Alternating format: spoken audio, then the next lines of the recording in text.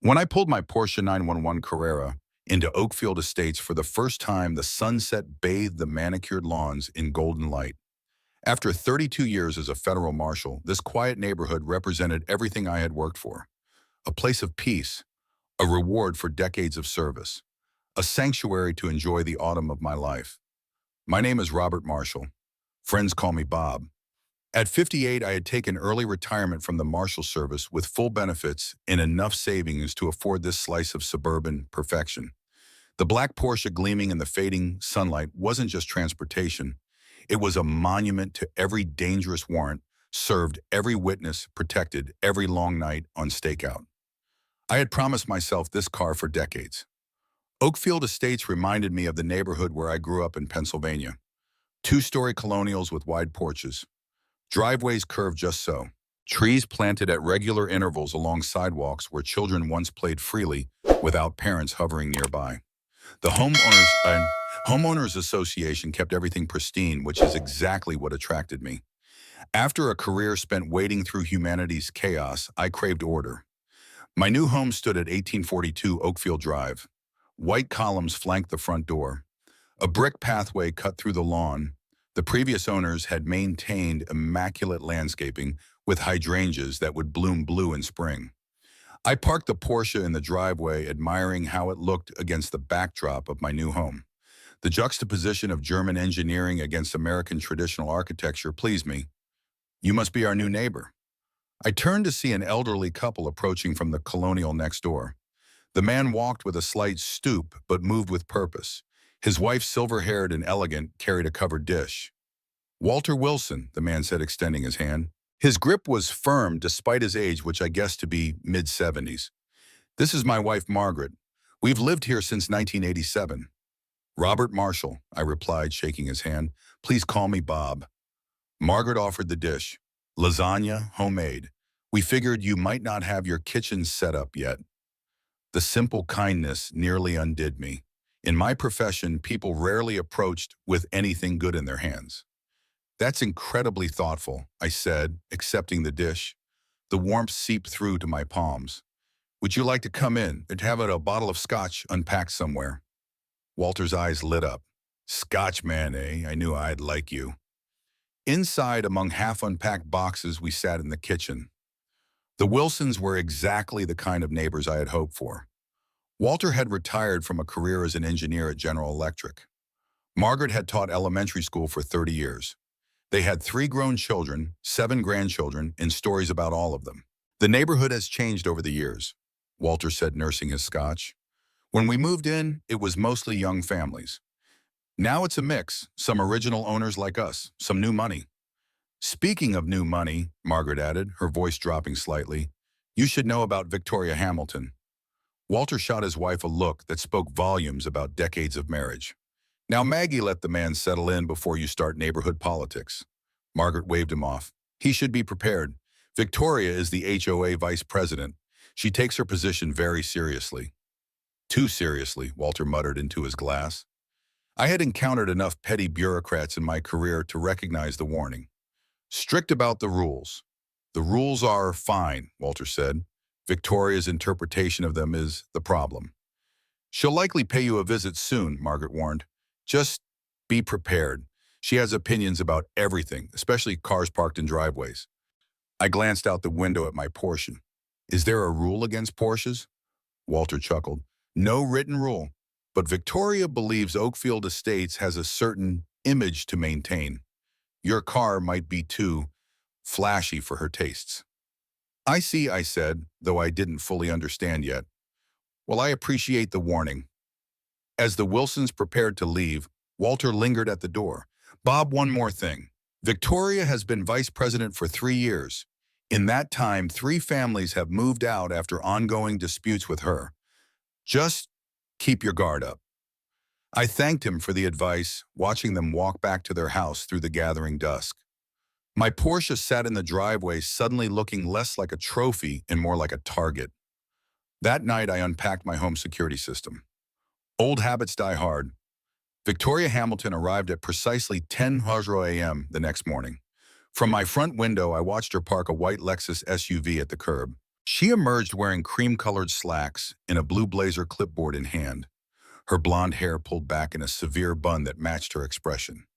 I opened the door before she could knock, surprising her mid-stride. "Good morning," I said, employing the friendly but firm tone I'd used with thousands of reluctant witnesses. "You must be from the HOA." Her smile recalibrated, professional but cool. "Victoria Hamilton, Vice President of the Oakfield Estates Homeowners Association." She extended a manicured hand. "Welcome to our community, Mr. Marshall." "Robert," I corrected, shaking her hand. "Or Bob."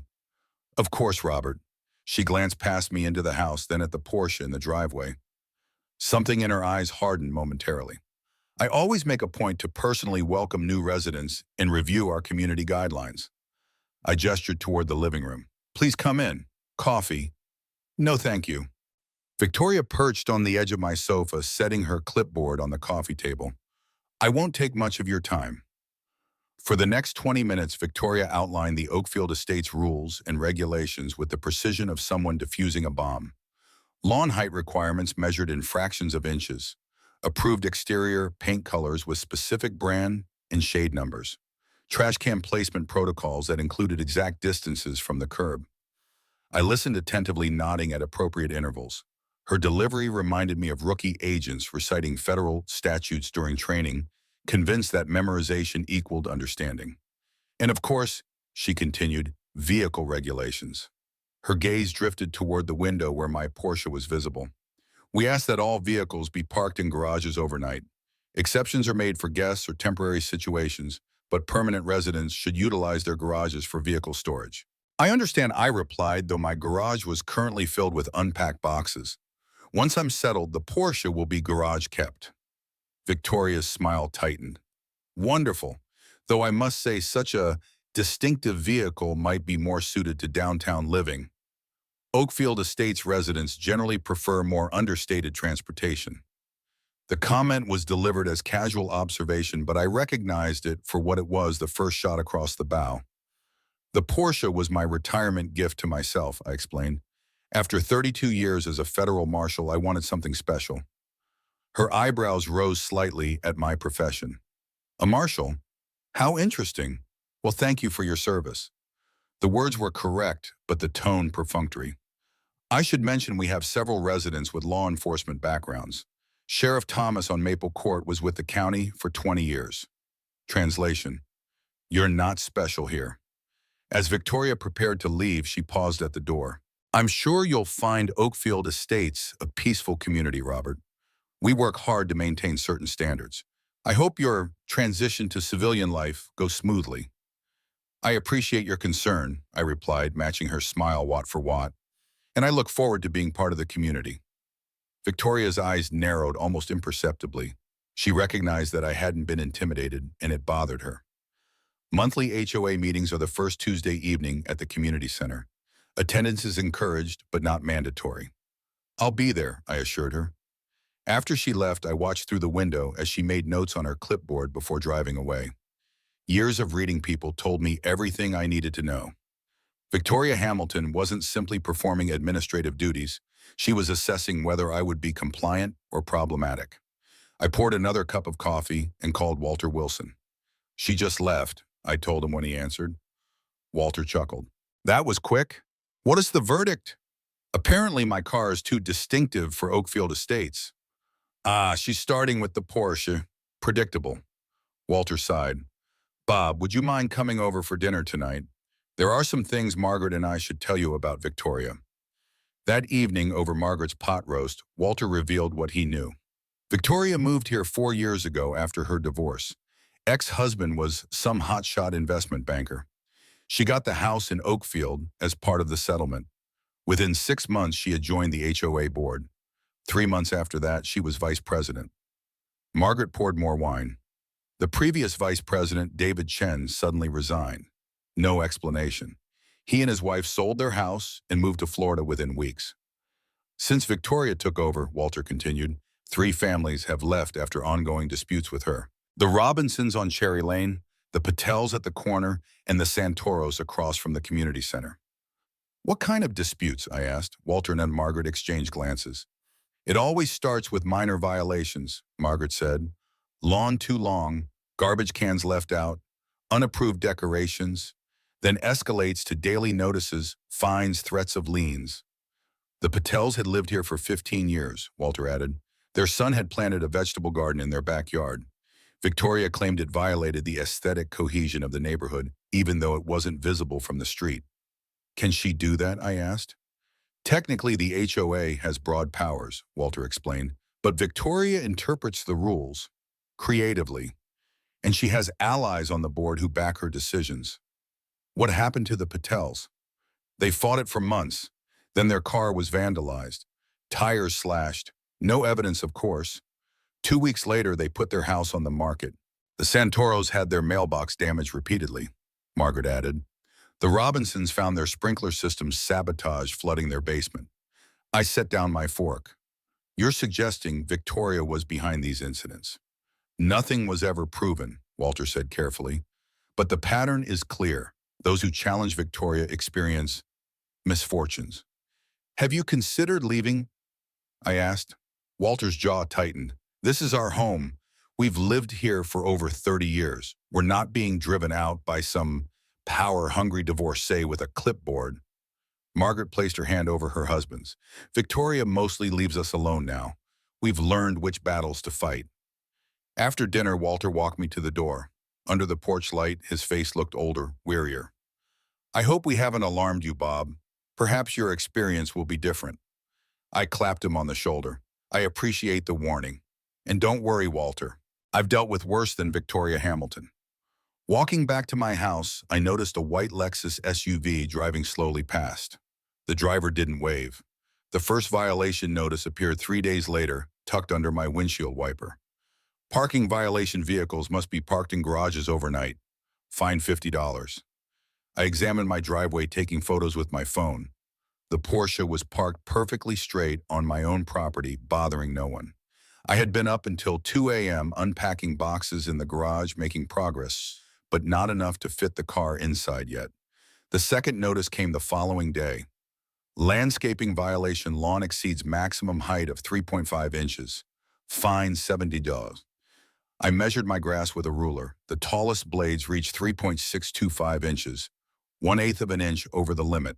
I took more photos, then mowed the lawn immediately. The third notice arrived 2 days later. Trash receptacle violation: bins must be removed from curb within 4 hours of collection. Fine $50. The garbage truck had come at 9:17 a.m. The notice was time-stamped 1:05 p.m. I had brought in the bins at 1:10 p.m., 5 minutes after Victoria had apparently inspected. Over the next 2 weeks, the notices continued. Exterior lighting too bright, unregistered gathering when I had invited the Wilsons for dinner, unauthorized vehicle when a delivery truck brought my new refrigerator. Each violation came with a fine, each fine larger than the last. I documented everything meticulously. Photos, timestamps, measurements. I compiled a binder of evidence employing the same methodical approach I had used building cases for federal prosecution. I paid none of the fines, instead sending formal written disputes to the HOA board for each violation. The first Tuesday of the month arrived. Time for the HOA meeting. The community center was a single-story building at the entrance to Oakfield Estates. Inside, about 40 residents sat in folding chairs facing a table where 5 board members presided. Victoria sat at the right hand of an older man I presumed to be the president. I took a seat in the back row beside Walter and Margaret. That's Charles Hoffman, the president, Walter whispered, nodding toward the gray-haired man at the center. Semi-retired attorney, mostly lets Victoria run the show. The woman on the left is Diane Black, treasurer, Margaret added. The other 2 are Scott Winters and Patricia Morales. They generally vote however Victoria tells them to. The meeting proceeded with mind-numbing bureaucracy, budget reports, landscaping contracts, a lengthy debate about the color of the new community center curtains. I watched Victoria throughout, noting how she subtly steered conversations, always with a smile, always getting her way. Finally, Charles reached new business on the agenda. I raised my hand. Charles nodded in my direction. Robert Marshal, 1842, Oakfield Drive. I introduced myself, standing. I'd like to address the board regarding several incorrect violation notices I've received. Victoria's smile never wavered, but her knuckles whitened around her pen. Mr. Marshall, Charles began, we generally handle individual violations through our administrative process, not at general meetings. I understand her, I replied. However, the volume and nature of these violations suggest a pattern that may be affecting other residents as well. A murmur ran through the room. I had the crowd's attention now. I've received 7 violation notices in 2 weeks. I continued opening my binder. Each one has been either erroneous based on incorrect measurements or issued without reasonable time for compliance. I approached the board table laying out my evidence, photos of my grass with ruler measurements, time-stamped pictures of my trash bins, documentation of the delivery truck that had been cited as an unauthorized vehicle. Furthermore, I continued, the HOA bylaws state that first violations should result in a warning, not an immediate fine. None of these notices included a warning period. Victoria leaned forward. Mr. Marshall, are you suggesting the HOA is targeting you specifically? I'm not suggesting anything, Ms. Hamilton. I'm presenting facts. These violations do not stand up to scrutiny, and according to the bylaws, they should be dismissed. Charles examined my documentation, frowning slightly. This is quite thorough, Mr. Marshall. I was a federal marshal for 32 years, I explained. Documentation is second nature. A flicker of uncertainty crossed Victoria's face, quickly replaced by her professional smile. We appreciate your thoroughness, Mr. Marshall. The board will review these disputes and respond accordingly. Thank you, I said, gathering my materials. I look forward to your response. As I returned to my seat, I noticed other residents watching me with expressions ranging from surprise to admiration. Victoria Hamilton had just encountered something unfamiliar in Oakfield Estates, resistance backed by evidence. After the meeting, several residents approached me in the parking lot. About time someone stood up to her, muttered a man who introduced himself as Richard Garcia from Oakfield Circle. She cited us for our bird feeder last month, added his wife Elena, said it attracted undesirable wildlife. Others shared similar stories. Minor violations escalated to harassment, selective enforcement of rules. A clear pattern emerged of Victoria using the HOA as her personal fiefdom. As I walked to my car, Victoria intercepted me. Mr. Marshall, she said, her voice honey over steel, I admire your attention to detail. Not many residents take such an aggressive interest in HOA matters. Just ensuring fair treatment, Ms. Hamilton, nothing more. Of course, she adjusted her blazer. You know, Oakfield Estates has a certain character we work hard to maintain. Some residents adapt well. Others find they might be happier elsewhere. The threat was subtle but unmistakable. I'm quite happy here, I replied. I plan to stay for a very long time. Her smile tightened. We'll see. Walking away, I felt her gaze on my back. In my career, I had faced down armed fugitives, drug cartels, and corrupt officials. Victoria Hamilton didn't frighten me, but I recognized a dangerous opponent when I saw one. The next morning, I woke to find all 4 tires of my Porsche slashed. A note under the windshield wiper read, "Next time we take it." The sheriff's deputy who responded to my call was young, perhaps mid-20s, with the earnest demeanor of someone new to law enforcement. Deputy Jenkins photographed the damage, took my statement, and assured me they would look into it. His lack of urgency told me everything I needed to know. Has anything like this happened in the neighborhood before, I asked. Deputy Jenkins shifted uncomfortably. We've had a few isolated incidents, nothing that established a pattern. I'd like to speak with whoever handled those cases. You'd need to contact Detective Morales at the station. He oversees property crimes in this district. After the deputy left, I called my old colleague Daniel Morales, now a detective with the County Sheriff's Department. We had worked together years ago when he was with the DEA. Bob Marshall, he greeted warmly. Heard you retired to our neck of the woods. How's civilian life treating you? Someone slashed my tires last night, I replied. Left a threatening note. Daniel's tone shifted immediately. Where are you living? Oakfield Estates. A pause. Victoria Hamilton's territory. The fact that he immediately connected the location to Victoria spoke volumes. You know her, I asked. We've had reports from Oakfield Estates before. Vandalism, property damage, harassment. Nothing we could ever prove. And Victoria, another pause. Let's meet for lunch, not over the phone. We met at a diner 20 minutes from Oakfield Estates. Daniel looked older than I remembered, salt and pepper hairlines around his eyes, but still the sharp gaze of a good investigator. Victoria Hamilton, he began, after we ordered has connections. Her ex-husband, Gregory Hamilton, is golfing buddies with Judge Wilson and Sheriff Burke. Every complaint involving Oakfield Estates gets special handling. You're saying she's protected? Daniel shrugged. I'm saying cases involving Oakfield Estates tend to go nowhere. Evidence disappears, witnesses recant, reports get filed incorrectly. That's corruption, Daniel. It's reality, Bob. Small-town politics. I do what I can, but I'm one detective. I considered this. What about the other incidents, the families who moved away after harassment? The Patels, Robinsons, and Centauros, they filed reports. We investigated. Nothing came of it. Why target them specifically? Why target me? Daniel leaned forward. Have you noticed any construction near Oakfield Estates, any new development? I thought about it. There's a large cleared area just east of the neighborhood. Looks like they're preparing to build something. Oak Ridge Development Corporation. They're planning a high-end shopping center and luxury condos. The project would increase adjacent property values significantly. And Oak Ridge has been buying properties in Oakfield Estates, specifically properties along the eastern edge, which would provide better access to the development. The Patels, Robinsons, and Centauros all owned homes in that area. The pieces click together. So residents get harassed until they sell, and Oak Ridge conveniently buys the properties. Daniel nodded. Victoria's ex-husband sits on Oak Ridge's board of directors. And guess who gets a commission on each sale? Victoria. Officially, she's a property acquisition consultant for Oak Ridge. Unofficially, she identifies targets, makes their lives miserable through the HOA, then facilitates the sales when they give up. That's real estate fraud. It's smart business, according to the county prosecutor. No laws explicitly broken, just ethical boundaries stretched. I sat back processing this. My house isn't on the eastern edge. Why target me? Daniel sipped his coffee. You challenged her publicly, made her look bad at the HOA meeting. Victoria doesn't tolerate that. So this is personal. For her, absolutely. Daniel set down his cup.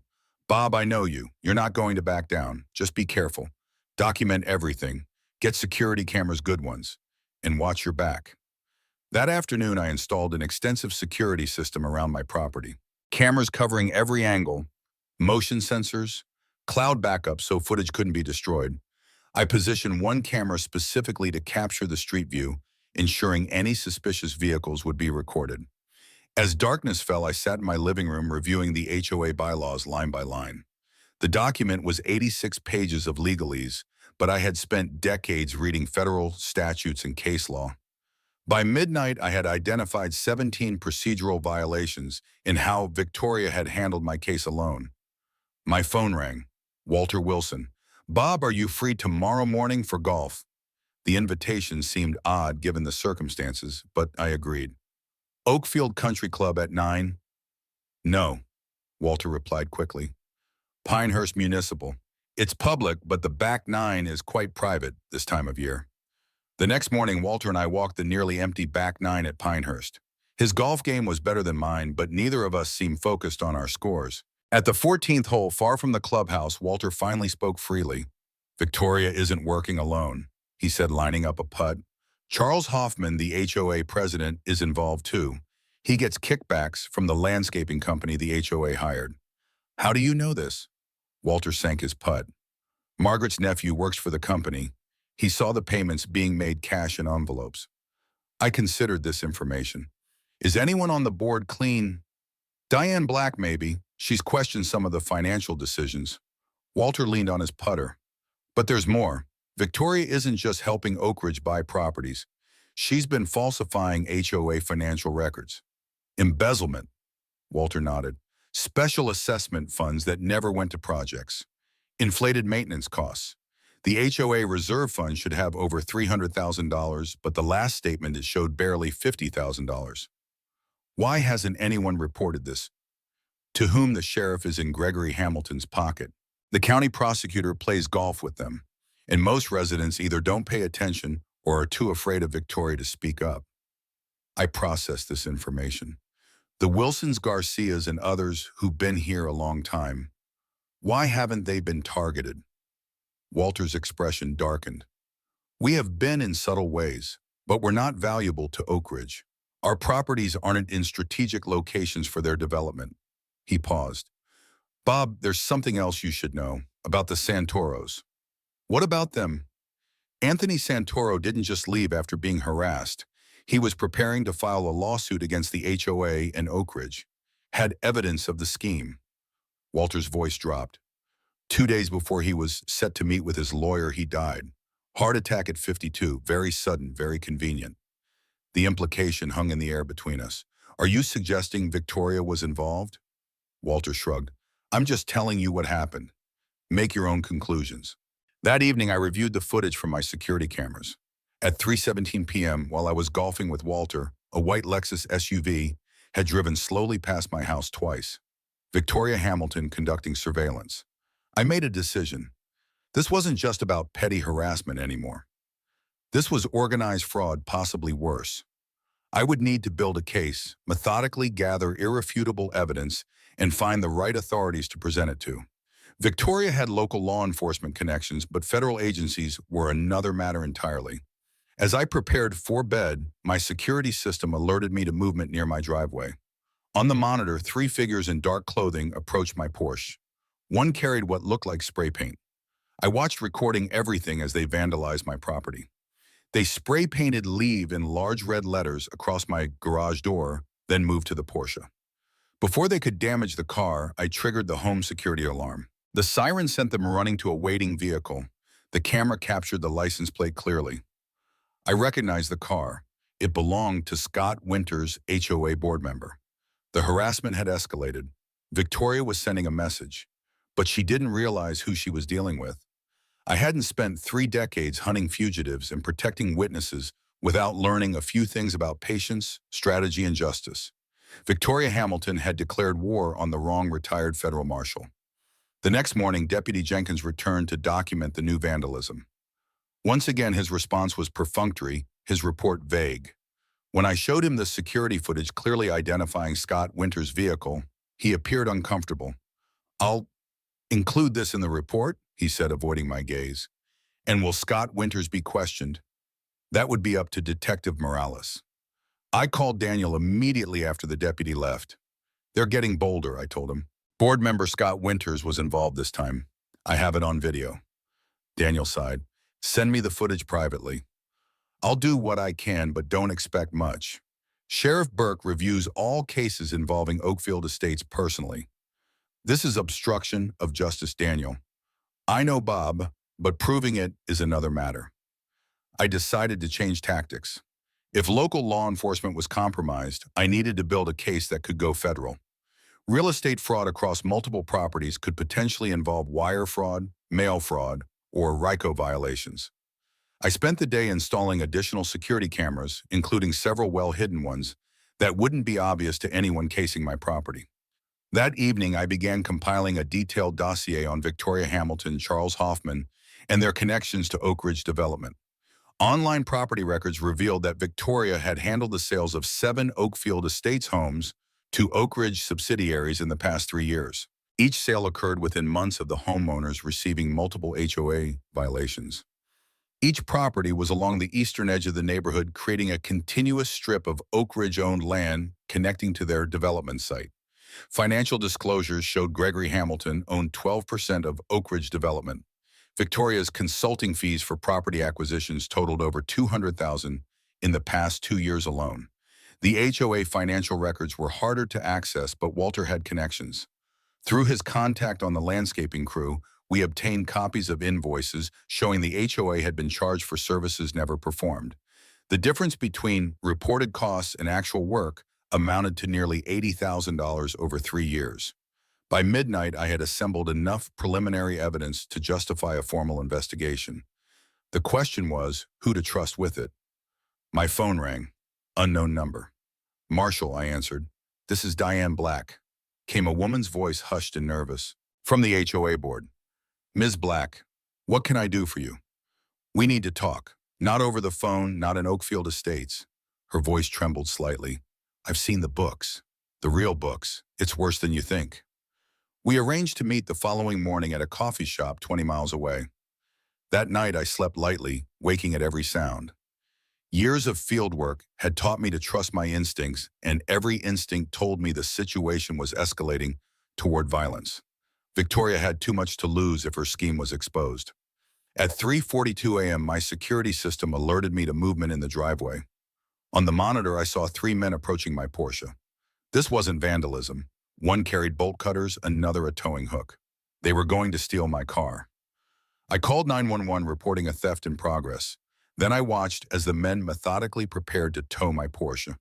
They worked with practiced efficiency, suggesting this wasn't their first vehicle theft. I considered confronting them but decided against it. Better to let them incriminate themselves fully on camera. Besides, I had taken precautions after the tire slashing. The Porsche now had a hidden GPS tracker. As they hooked the car to their tow vehicle, police sirens wailed in the distance. The men hurried, managing to pull the Porsche onto the street before fleeing in their truck, leaving my car partially blocking the road. 2 patrol cars arrived minutes later. To my surprise, Daniel Morales stepped out of the unmarked vehicle behind them. "Thought I'd respond personally," he explained, surveying the scene. "Glad I did." The officers documented the attempted theft while Daniel reviewed my security footage. "I recognize one of them," Daniel said, pointing to a freeze frame. "Ronnie Watts. Small-time thief usually works for whoever pays. The question is who hired him." "I think we both know the answer to that," I replied. Daniel nodded grimly. "The problem is proving it. These guys won't talk if they're caught. They're more afraid of their employers than the law." As dawn broke, I moved the Porsche back to my garage, finally cleared of boxes. The car was undamaged, but the message was clear. Victoria was escalating from harassment to outright theft. At 8:30 a.m., I met Diane Black at the agreed coffee shop. She was a thin, nervous woman in her 60s, constantly glancing over her shoulder as we talked. "I've been treasurer for 5 years," she began. "At first, everything was proper. Then Victoria joined the board. Things changed gradually. Charles started approving expenses without proper documentation. Special assessments for projects that never materialized." "How much is missing?" I asked. Diane's hands trembled around her coffee cup. "At least $350,000 over 3 years, maybe more." "Do you have proof?" She slid a USB drive across the table. "I've been keeping separate records. Copying invoices, bank statements, it's all there." "Now why come forward now?" Diane looked down. "My husband has cancer, stage 4. We're selling our house to pay for treatments not covered by insurance." Her voice hardened. "Victoria approached me yesterday, said Oak Ridge would buy our home but at 60% of market value. Said it was the best offer we'd get considering the problems with our property." "What problems?" "There are no problems. She's making them up. Threatening to find violations, impose fines we can't pay while dealing with medical bills." Diane's eyes filled with tears. "She's using my husband's illness against us." My disgust must have shown on my face. "Mr. Marshall, I've heard about your background. Federal marshal, right? You know how to handle situations like this." "I uphold the law, Ms. Black, that's all." "That's exactly what we need." She stood to leave. "Be careful. Victoria knows people are talking. She's getting desperate." After Diane left, I drove to the county records office. Using my federal credentials, I gained access to property records not available online. What I found confirmed our suspicions. Oak Ridge Development had been systematically acquiring properties, creating a corridor from their development site through Oakfield Estates. More disturbing were the property transfers following Anthony Santoro's death. His widow had sold their house to Oak Ridge for significantly below market value just 2 weeks after his funeral. On my way home, I passed the Oak Ridge development site. Construction equipment stood ready to break ground. A large sign proclaimed, "Coming soon, Oak Ridge Plaza and luxury residences." That evening, my doorbell rang. Walter and Margaret Wilson stood on my porch, their expressions grave. "We just heard from Richard Garcia," Walter said once inside. "Victoria called an emergency HOA board meeting for tomorrow night. The only agenda item listed is property compliance enforcement." "She's making her move," I said, "trying to push through some measure to force me out before we can gather more evidence." "Bob," Margaret said hesitantly, "we're worried. This isn't just about property values anymore. What happened to Anthony Santoro? It wasn't right. You think his death wasn't natural?" Walter and Margaret exchanged glances. Anthony was a fitness instructor, Walter said. Ran marathons. No history of heart problems. The night before he died, he told me he had evidence that would bring down Victoria in the whole scheme. Next morning, found dead in his kitchen. Was there an investigation? Cursory. Death certificate says myocardial infarction. No autopsy. The implications were disturbing. If Victoria and her associates were willing to commit murder to protect their fraud, the situation was far more dangerous than I had initially assessed. You should leave town for a few days, I told the Wilsons. Visit your children. Walter shook his head. This is our home. We're not running. Then be careful. Don't confront Victoria directly, and keep your doors locked. After they left, I reviewed the evidence we had collected: financial fraud, property manipulation, harassment, possible involvement in a suspicious death. The case was building but still circumstantial. We needed something concrete that tied Victoria directly to the illegal activities. My security system alerted me to a car approaching. On the monitor, I watched Victoria's white Lexus park across the street. She sat there watching my house for nearly 10 minutes before driving away. She was conducting surveillance, perhaps planning her next move. But what she didn't realize was that I had been conducting surveillance of my own. Every interaction, every violation notice, every incident had been documented. Every financial record analyzed, every connection mapped. Victoria Hamilton thought she was dealing with a stubborn homeowner who wouldn't be intimidated. She was actually facing a federal law enforcement professional with decades of experience building cases against organized crime. The next morning, I received a certified letter from the HOA. Notice of lien for unpaid fines and violations totaling $4,750. The harassment had entered a new phase. Victoria was attempting to use legal mechanisms to force a property sale, but she had made a critical mistake. The lien documentation contained falsified information, including violations that had never been properly issued and fines that had never been approved by the full board. Wire fraud, mail fraud. Using the Postal Service to commit fraud was a federal offense. I called Daniel Morales. I need a favor, I said. Information on 3 men who tried to steal my car. Already ahead of you, Daniel replied. Ronnie Watts was picked up this morning on an unrelated warrant. During booking, they found a large cash payment he couldn't explain.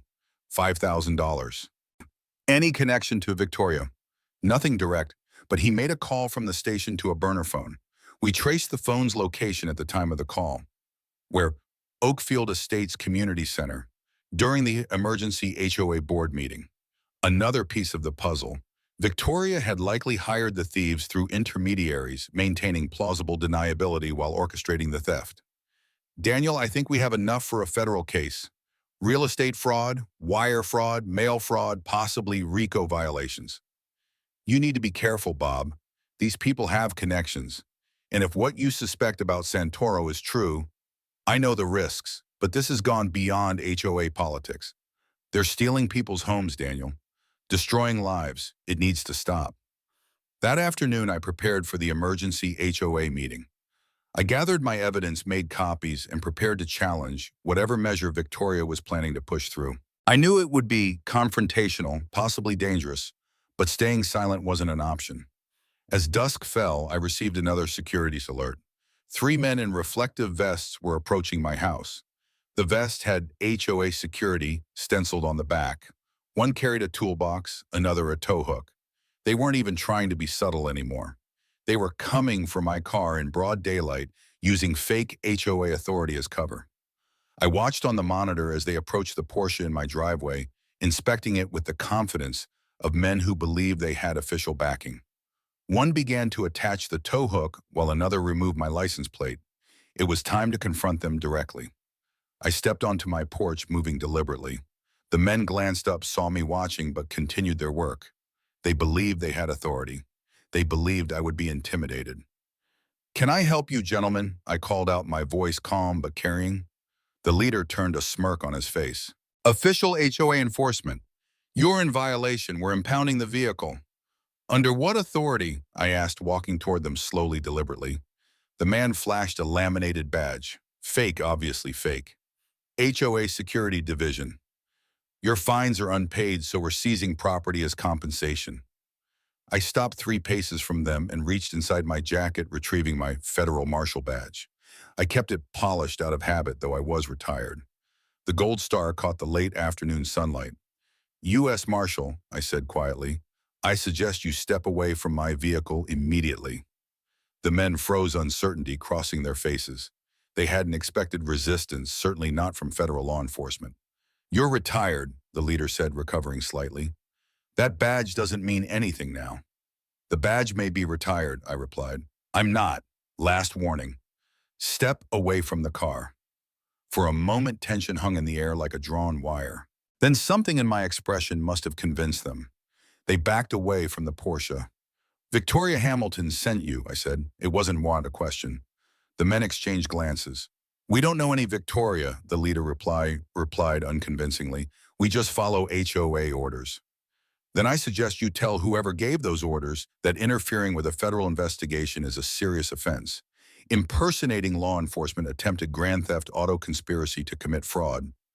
Federal charges, federal prison time. Their expression shifted from uncertainty to fear. Investigation, one of them asked. Did you think the HOA was authorized to seize private property? Did you verify that before accepting payment to steal my car? The men backed further away. Look, man, we were just doing it. No one said anything about federal charges. Leave now, I said quietly, and I suggest you find more legitimate employment going forward. They retreated quickly to their vehicle and drove away. I noted the license plate, adding it to my growing file of evidence. Inside my house, I reviewed the security footage of the encounter. Every moment captured in high definition, including their fake badges and the clear attempt to steal my vehicle under false pretenses. Victoria Hamilton had just made her biggest mistake yet. By sending fake security personnel to seize my property, she had crossed the line into criminal conspiracy that could be prosecuted federally beyond the reach of her local connections. I made 3 calls. First to Daniel Morales, sending him the footage of the attempted theft. Second to an old colleague at the FBI's white-collar crime division. Third to the Wilsons, warning them to stay home and keep their doors locked. The emergency HOA meeting was scheduled for 7:00 p.m. I would be there, evidence in hand. Victoria's reign over Oakfield Estates was about to end. As darkness fell, I prepared myself mentally for the confrontation to come. In my career, I had faced many dangerous individuals, but few as calculating as Victoria Hamilton. She had built her small empire on intimidation, manipulation, and possibly worse. People like Victoria rarely surrender power willingly, but I had spent my life upholding the law against those who believed themselves above it. Tonight would be no different. Justice was coming to Oakfield Estates. I checked my security system one last time, then left for the meeting, my Porsche safely locked in the garage. The stage was set for the final act in Victoria Hamilton's fraudulent drama, and I was ready to bring down the curtain.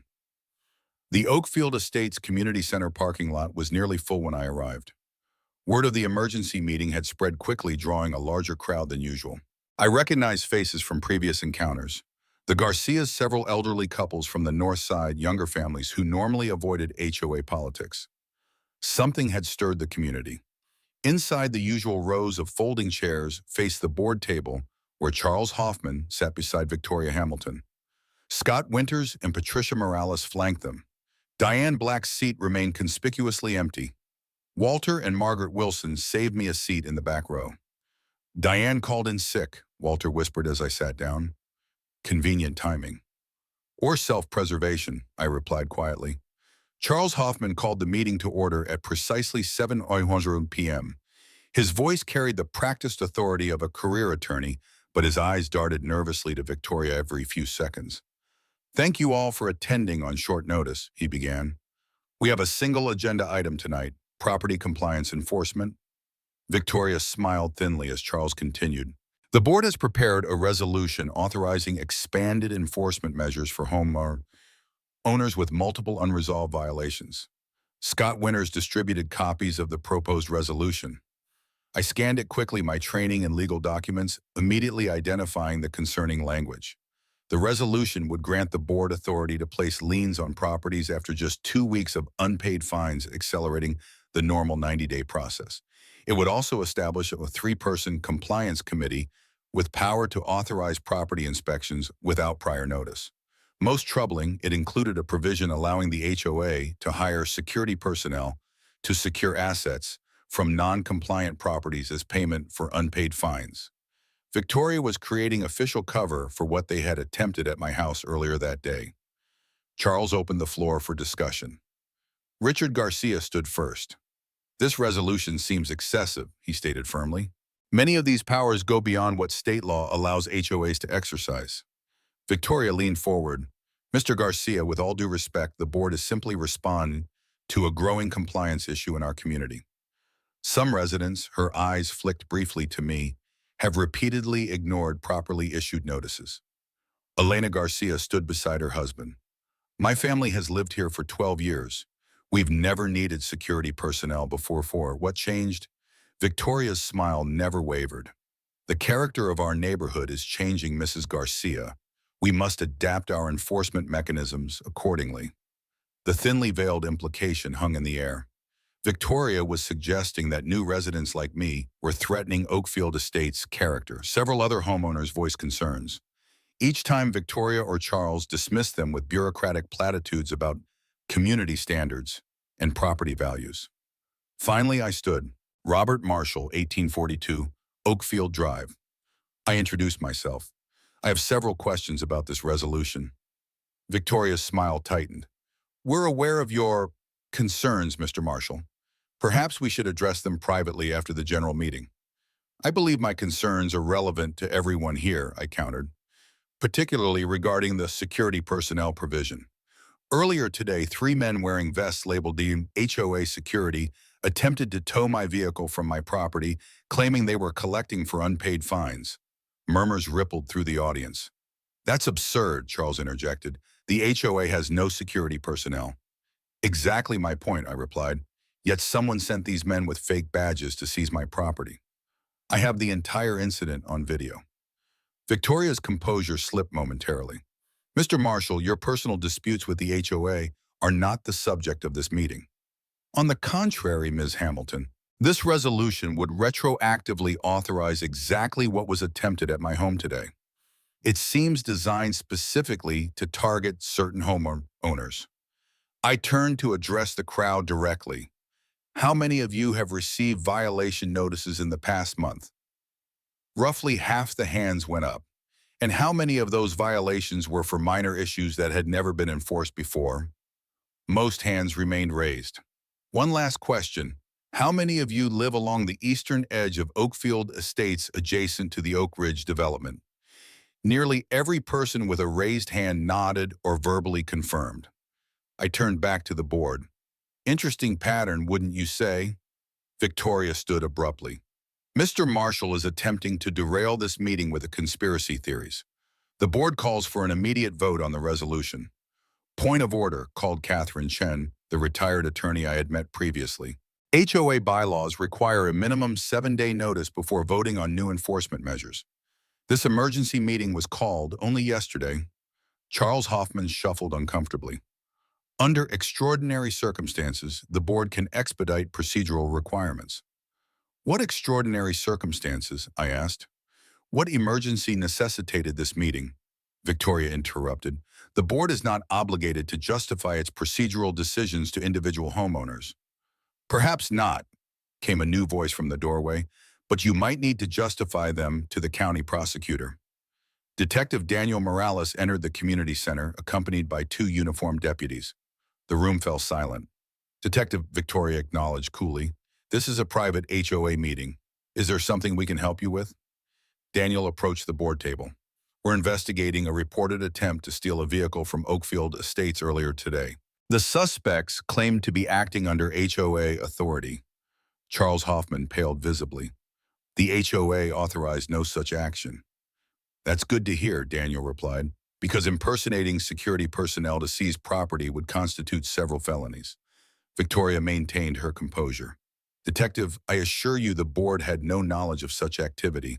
Now, if you'll excuse us, we're in the middle of a meeting." Daniel nodded. "Of course, please continue. We'll wait." He and the deputies took seats at the back of the room. The atmosphere had shifted palpably. Victoria's controlled facade showed the first cracks of genuine concern. Charles Hoffman cleared his throat. "In light of the unusual circumstances, the board will table this resolution for further review.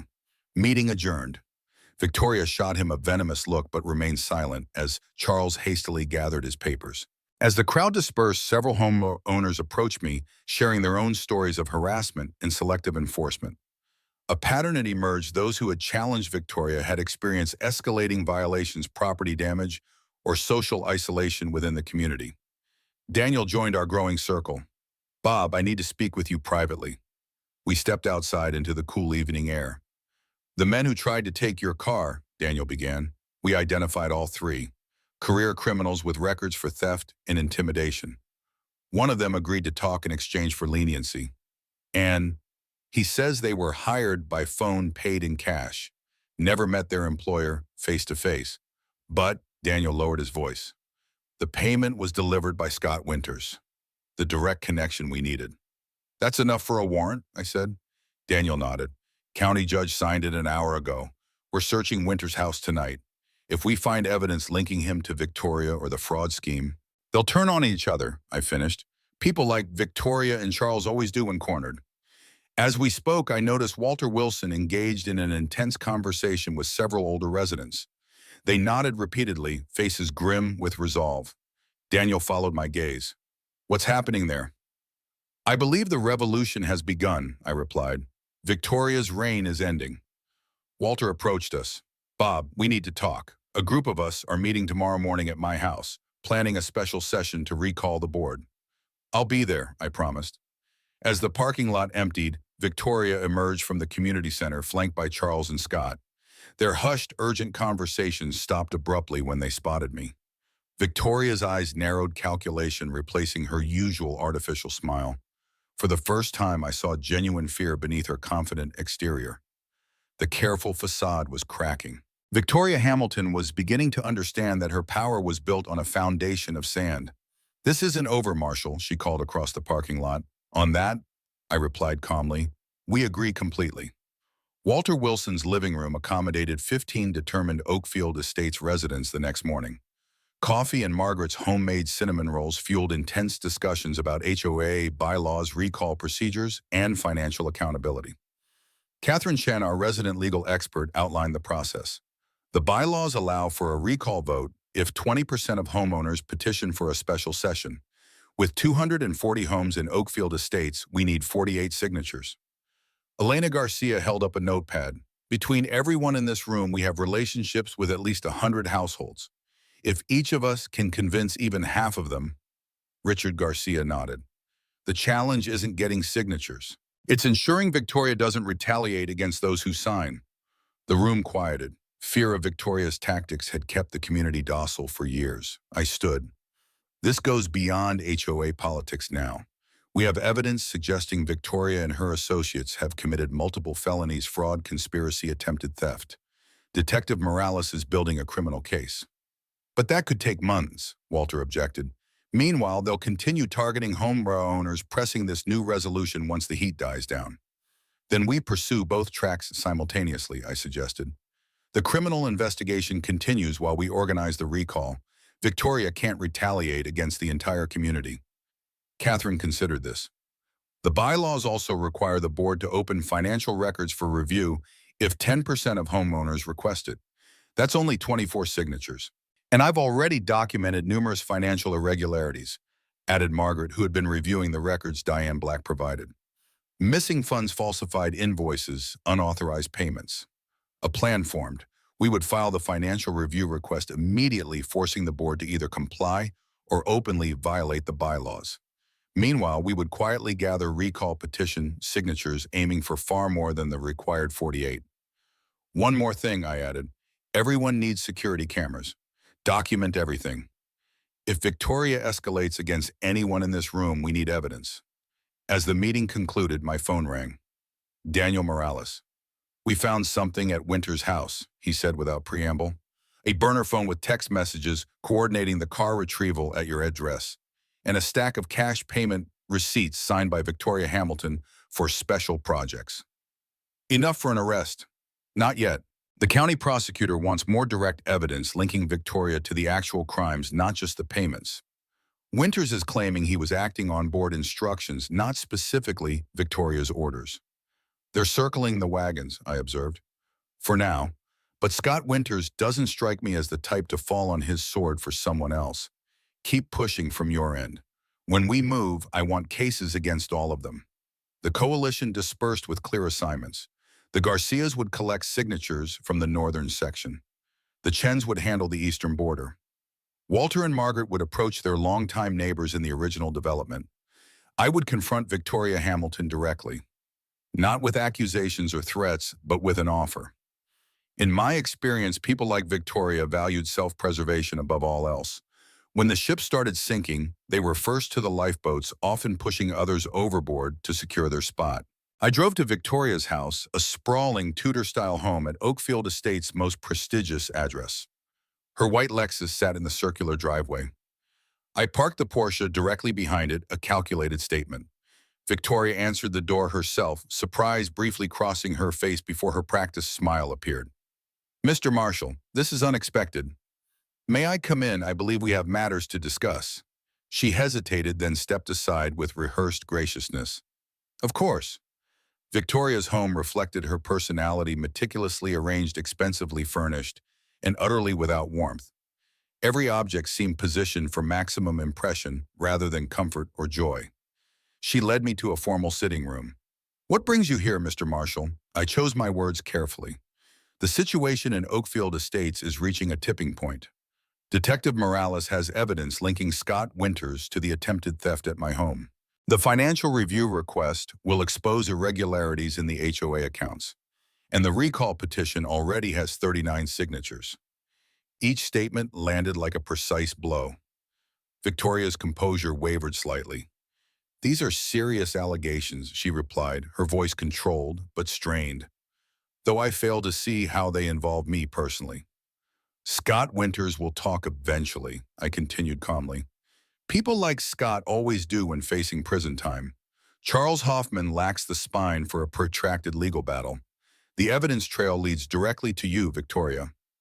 You have no proof of any wrongdoing on my part." I leaned forward. "Diane Black provided copies of the real financial records. Your ex-husband's connection to Oak Ridge Development creates a clear motive, and 3 men are willing to testify about their instructions to seize my car." Victoria's mask slipped completely. Fear, anger, and calculation flashed across her face in rapid succession. "What do you want, Marshall?" "I want you to resign from the board effective immediately. Return the misappropriated funds. End all harassment of homeowners. Walk away." She laughed, a harsh, brittle sound. "What, walk away? After everything I've built here? This neighborhood was nothing before I took control. These people needed direction standards. These people need to live their lives without fear of arbitrary punishment. They need transparency from their HOA, not exploitation." Victoria stood abruptly, pacing like a caged predator. "You have no idea what you're tampering with. My connections extend far beyond this neighborhood. Judge Wilson, Sheriff Burke, the county commissioners. One call from me would prove extraordinarily unwise," I interrupted. "Your allies are already distancing themselves." Sheriff Burke declined to intervene in Detective Morales' investigation. Judge Wilson recused himself from any cases involving Oakfield Estates. This was partially true. Daniel had mentioned Judge Wilson's unusual reluctance to sign warrants related to our case, a sign the judge recognized potential exposure. Victoria stopped pacing. "What happens if I resign?" "The criminal investigation continues but focuses primarily on Scott and Charles. The financial irregularities are attributed to accounting errors rather than deliberate fraud. You move on to another community, another state, perhaps wiser for the experience. And if I refuse, then I personally ensure every scrap of evidence reaches the FBI's white-collar crime division. Your ex-husband's company faces RICO charges for the property scheme. Your personal finances undergo federal scrutiny. Your reputation and freedom are forfeit." The room fell silent as Victoria calculated her options. I had spent decades interviewing subjects, reading micro-expressions, sensing the exact moment when resistance transformed into resignation. That moment came when Victoria's shoulders lowered almost imperceptibly. "I need 24 hours, she said finally, "to consider my position." Translation: she needed time to cover her tracks, move assets, prepare her escape. 12 hours, I countered. Your resignation letter delivered to every board member by 8 o'clock tonight. Your formal announcement at tomorrow's emergency session, which you will call this afternoon. And what guarantee do I have that you'll keep your end of this arrangement? You have my word, I replied simply, which is more than you've given any of your victims. Victoria's eyes hardened. Don't presume to judge me, Marshal. You've been here what a month. I saved this neighborhood from becoming another declining suburb. These people needed someone with vision, with standards. These people needed to be left alone to enjoy their homes in peace. As I stood to leave, Victoria made one last attempt to regain control. Your Porsche, she said suddenly. It really is too flashy for Oakfield Estates, more suited to a midlife crisis than a dignified retirement. I smiled. Perhaps, but it's mine, paid for with honest work. Something to consider in your next venture. Driving away from Victoria's house, I called Daniel immediately. She'll try to run, I told him, or destroy evidence, or both. Already ahead of you, Daniel replied. We have surveillance on her house and accounts. If she makes a move, we'll know. Next, I called Walter. Victoria should be contacting board members soon, calling an emergency session for tomorrow. Be ready. By late afternoon, news of the emergency meeting had spread through the neighborhood. Victoria's precise wording, critical leadership transition discussions sparked intense speculation. Diane Black called me from her husband's hospital room. Victoria just resigned as property consultant for Oak Ridge, she reported. The company issued a statement distancing themselves from her unauthorized actions in Oakfield Estates. The rats were abandoning ship. At 7:58 p.m., my phone dinged with multiple text messages. Walter, Catherine, Richard, and several others confirmed receiving Victoria's resignation letter. The document cited personal reasons and new opportunities for her sudden departure. No admission of wrongdoing, no acknowledgement of the pain she had caused, no apology to those whose homes and lives she had disrupted.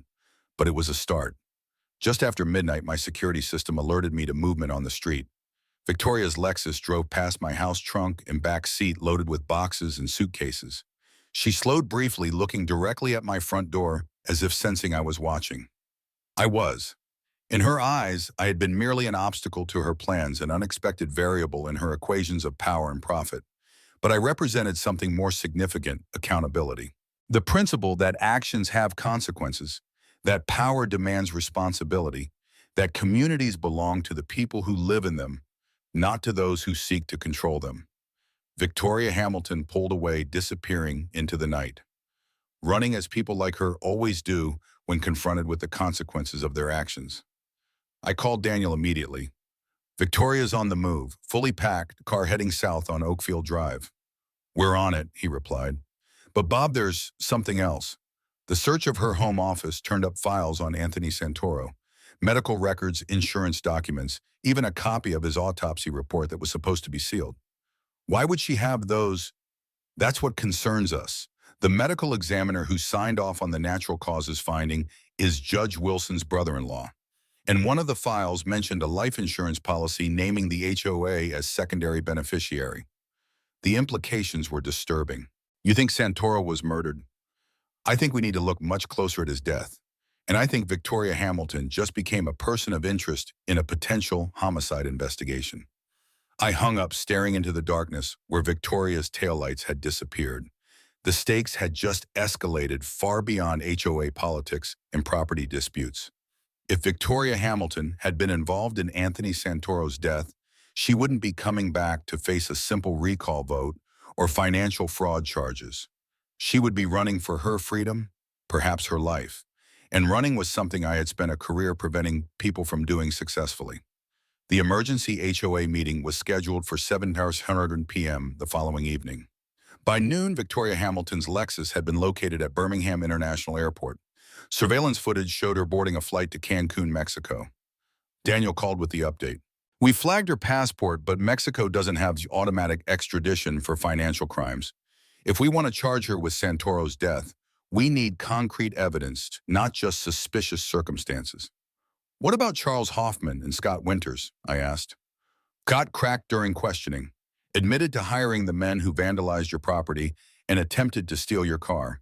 Says Victoria ordered and funded everything with Charles approving the expenditures from HOA accounts. So they're turning on each other. Like clockwork, Daniel confirmed.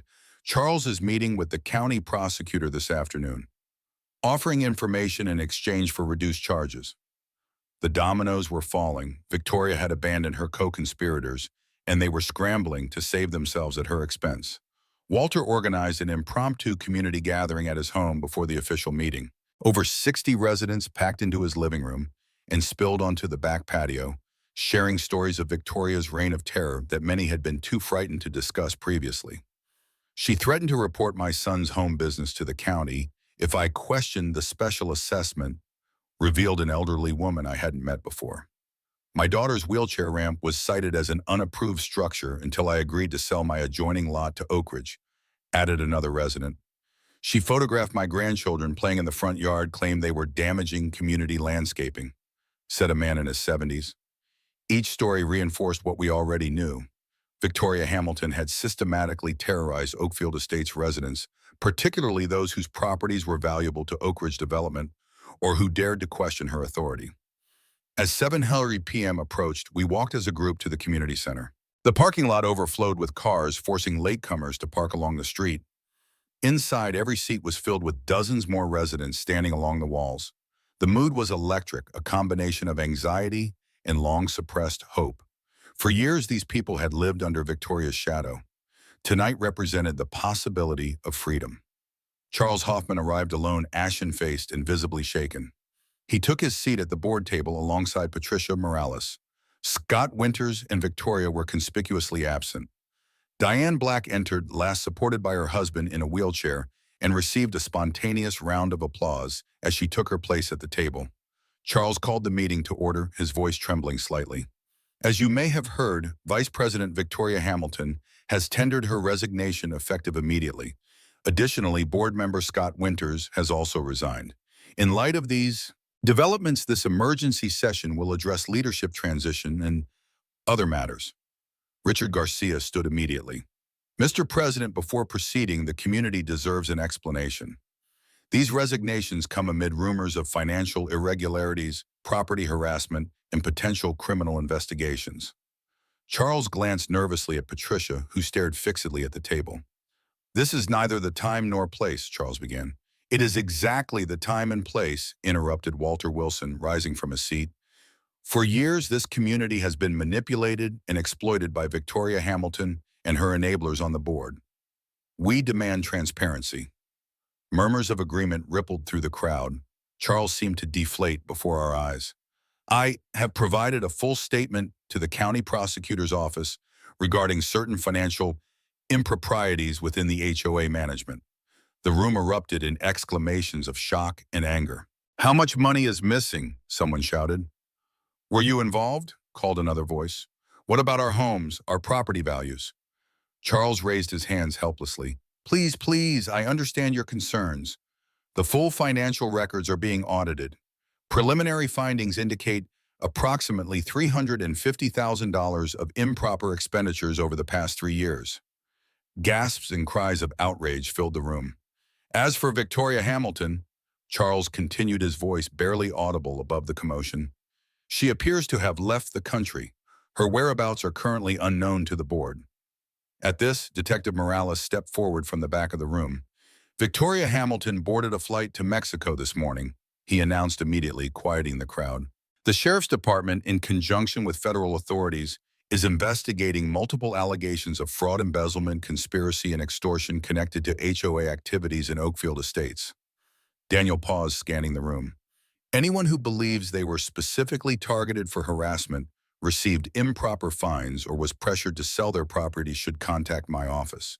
Your statements will be crucial to building our case. Charles Hoffman cleared his throat. In light of these extraordinary circumstances, I believe the only proper course is for me to offer my resignation as well effective immediately. Patricia Morales nodded stiffly. I too tender my resignation. Only Diane Black remained at the board table, looking simultaneously exhausted and relieved. According to HOA bylaws, she said, addressing the stunned audience, In the event that board membership falls below minimum required numbers, an emergency election must be held within 30 days. Until then, the remaining member myself may appoint interim officers to handle essential functions. She straightened in her chair, drawing strength from the moment. I hereby appoint Walter Wilson as interim president and Catherine Chen as interim legal counsel. Additionally, I propose a full forensic audit of all HOA accounts records and activities for the past 5 years. The community center erupted in applause and cheers. Years of fear and oppression were lifting like fog in morning sunlight. As the meeting transitioned into nominations for permanent board positions, Daniel motioned me outside. "We've got a problem," he said quietly once we were alone in the parking lot. "The medical examiner who handled Santoro's case has suddenly taken an extended vacation, and the original tissue samples from the autopsy have disappeared from storage." "Someone's covering tracks," I observed. "Exactly. And there's more. Victoria didn't just fly to Cancun for vacation. She had a meeting scheduled with Gregory Hamilton, her ex-husband. He flew in from New York yesterday. They're coordinating their response," I surmised, "or planning their next move." Daniel nodded grimly. "Gregory Hamilton owns property in countries without extradition treaties. If they're both involved in Santoro's death and they manage to reach one of those locations, they disappear forever," I finished, "with the money without consequences." Inside the community center, Oakfield Estates residents were reclaiming their neighborhood, planning their future. Outside in the gathering darkness, Victoria Hamilton was attempting to escape justice for crimes potentially far more serious than financial fraud. My phone vibrated with an incoming text. Unknown number, but the message was clear. "You think you've won, Marshal? This is just beginning. Some games have higher stakes than others. Ask Anthony Santoro." "Oh, wait, you can't." I showed Daniel the message. "Can you trace it?" I asked. He examined the text. "International number. Probably a burner phone. But this is a threat and potentially a confession." "She's getting desperate," I noted. "Making mistakes." "Desperate people are dangerous, Bob. Victoria has lost everything here. Her reputation, her position, her scheme. If she's truly involved in Santoro's death, she has nothing left to lose." As if confirming his assessment, a second text arrived. "Your Porsche, your house, your friends, the Wilsons. All just possessions and people, also fragile. Sleep well, Marshal." This was no longer about HOA politics or property disputes. Victoria Hamilton had escalated to direct threats against me and my neighbors. The woman was unraveling her carefully constructed facade, cracking to reveal something far more dangerous beneath. "I need to get back to my house," I told Daniel urgently, "and someone needs to check on the Wilsons." Daniel immediately radioed for a patrol car to visit the Wilson residence while we hurried to my home. The night had turned darker clouds, obscuring the moon and stars. As we approached Oakfield Drive, an orange glow illuminated the sky ahead. Fire. We rounded the corner to find my garage engulfed in flames, fire trucks already on scene, firefighters battling the blaze that threatened to spread to the house. Neighbors stood in small clusters on the street watching in horror. My Porsche was inside that garage. As I stared at the destruction of my property, the calculated attack on what Victoria perceived as my prized possession, Daniel's radio crackled. "Detective Morales?" came the dispatcher's voice. "Update on your welfare check at the Wilson residence." Daniel stepped away to take the call, returning moments later, his expression grim. "The Wilsons' home shows signs of forced entry. They're missing. Evidence of struggle in the living room. Blood on the floor." The world seemed to tilt beneath my feet. Walter and Margaret, kind neighbors who had welcomed me, who had stood against Victoria's tyranny, were gone, taken, harmed. This was no longer about justice through proper channels. Victoria Hamilton had crossed a line that could not be uncrossed. She hadn't just threatened property or peace of mind. She had potentially taken innocent lives. My years of training as a federal marshal crystallized into absolute focus. Victoria Hamilton needed to be found, stopped, and brought to justice by any legal means necessary. As firefighters contained the garage fire, preventing it from spreading to my home, I made a decision. Victoria thought she understood power and fear. She thought destroying my car would break my spirit, that threatening my friends would force me to back down. She had fundamentally misjudged who she was dealing with. I turned to Daniel. "I need everything you have on Gregory Hamilton. properties, accounts, contacts. And I need to know exactly where Victoria was last seen in Mexico. Bob, Daniel cautioned, this is now an active kidnapping investigation. Federal jurisdiction. We need to follow protocol. Of course, I agreed. We'll follow every protocol, but Victoria Hamilton has declared war on this community on innocent people. And stopping people like her is what I did for 32 years. The garage continued to burn, consuming my Porsche, the material possession Victoria thought I valued above all else. What she failed to understand was that cars can be replaced, homes rebuilt, but the lives of good people like Walter and Margaret Wilson were irreplaceable.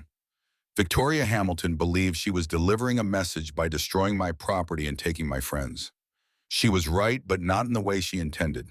The message I received wasn't one of fear or intimidation.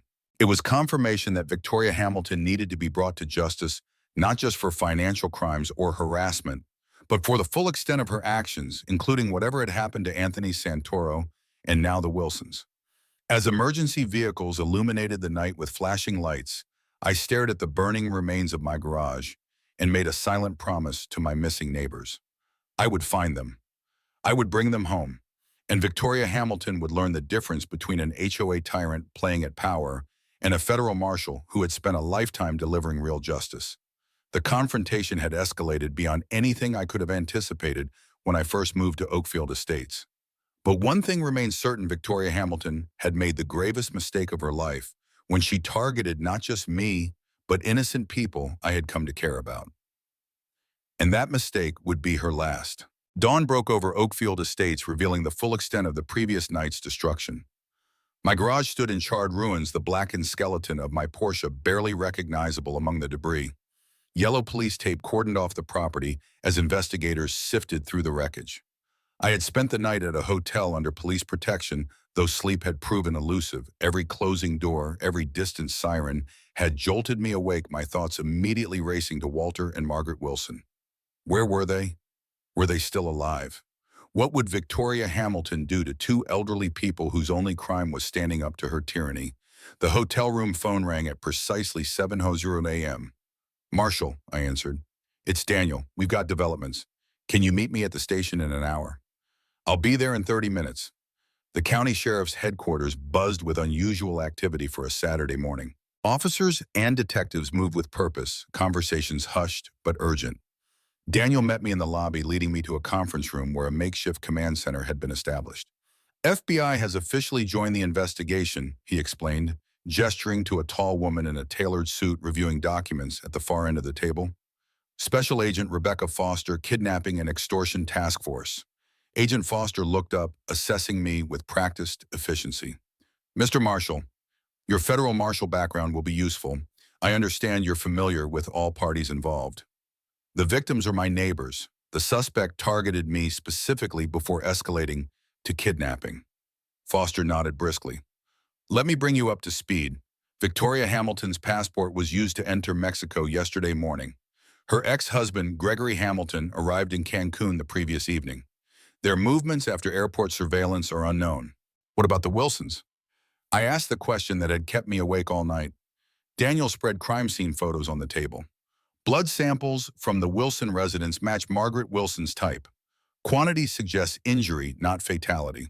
Signs of struggle indicate two victims were removed through the rear entrance. Neighbors reported seeing a dark van parked on the adjacent street around 7:30 p.m. during the HOA meeting. Planned, I observed. Victoria created a distraction with her resignation while having the Wilsons abducted. That's our working theory, Foster confirmed. We're tracking Gregory Hamilton's private jet. It departed New York, landed in Cancun, but filed a new flight plan to Grand Cayman late last night. Banking privacy, no extradition for financial crimes, I noted. Exactly. Foster pulled up satellite imagery on a laptop. We believe the Wilsons are being transported to this private airstrip outside Cancun, likely for transfer to the Cayman Islands. If that happens, she didn't need to finish. Once on Gregory's private jet in international airspace, the Wilsons would effectively disappear. What's the motive for taking the Wilsons? Daniel asked. Revenge. I considered this. Partly, but Victoria's too calculating for purely emotional actions. The Wilsons know something important enough to risk kidnapping charges. Walter Wilson approached me last week, Daniel admitted. Said he had evidence about Anthony Santoro's death, but wanted to verify some details first. We were supposed to meet yesterday afternoon. The pieces connected. That's it. Walter has evidence linking Victoria to Santoro's death. She found out and moved to silence him. Agent Foster leaned forward. What exactly happened to Anthony Santoro? Official cause was heart attack, Daniel explained, but circumstances were suspicious. Healthy man, no history of heart problems, died immediately after threatening to expose Victoria's scheme. And the medical examiner who signed the death certificate is Judge Wilson's brother-in-law, I added. The same judge who's been protecting Victoria. Foster processed this. So we potentially have financial fraud, conspiracy, kidnapping, and now murder. The stakes keep escalating. Victoria always believed she was untouchable, I said. Protected by connections, insulated by layers of deniability. Now she's desperate, running, but still dangerous. We have agents contacting Mexican authorities, Foster explained, but jurisdiction complications and Gregory Hamilton's influence will slow the process. Time the Wilsons don't have, I pointed out. Foster studied me carefully. You were a federal marshal for 32 years, fugitive recovery specialist, according to your record. You know how people like Victoria think when they're running? I do. Then help us anticipate her next moves. If you were Victoria Hamilton, what would your escape plan look like? I closed my eyes, putting myself in Victoria's position. A lifetime of tracking fugitives had taught me to think like my quarry. She's meticulous plans, contingencies. The garage fire and kidnapping weren't impulsive acts but calculated distractions. She'd have multiple escape routes, prepared identities ready, but she has weaknesses. Such as, Foster prompted, pride, entitlement. Victoria believes she deserves a certain lifestyle. She won't hide in some remote location or modest accommodations. She'll seek luxury security status. Gregory's resources provide all those, Daniel noted. Yes, but their relationship was contentious. Their divorce was highly publicized. Victoria would have her own escape plan independent of Gregory, a backup if he becomes unreliable. Financial records, Foster mused. We need to trace her personal accounts, not just the embezzled HOA funds. And check for property purchases through shell companies, I suggested. Luxury condos in non-extradition countries. Victoria would want her own safe haven. While Foster mobilized financial analysts, Daniel spread maps of Mexico's Yucatan Peninsula across the table. The private airstrip is here, he indicated, about 2 hours from Cancun. Remote enough to avoid attention, but accessible by road. I studied the terrain, transportation routes, potential hiding locations.